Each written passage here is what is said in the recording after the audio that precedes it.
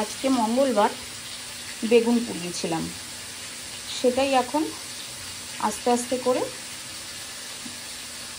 এই উপরের ছিলকাটা ছাড়িয়ে নেব। প্রচণ্ড গরম,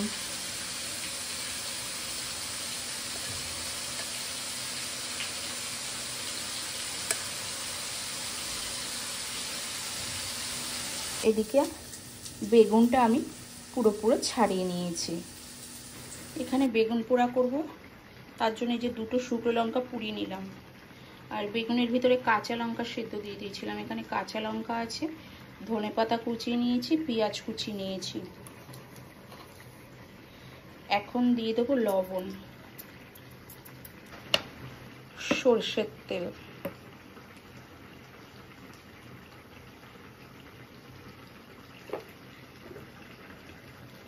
এবারে এটা সুন্দর করে মাখিয়ে নেব। এদিকে কিন্তু আমার বেগুন পোড়াটা রেডি হয়ে গেছে, মেখে নিয়েছি। আর উপর থেকে একটু সর্ষের তেল ছড়িয়ে রেখে দেবো। বেগুন পোড়া মাখার ফাইনাল লুক কেমন হয়েছে কমেন্টের মাধ্যমে জানাবেন।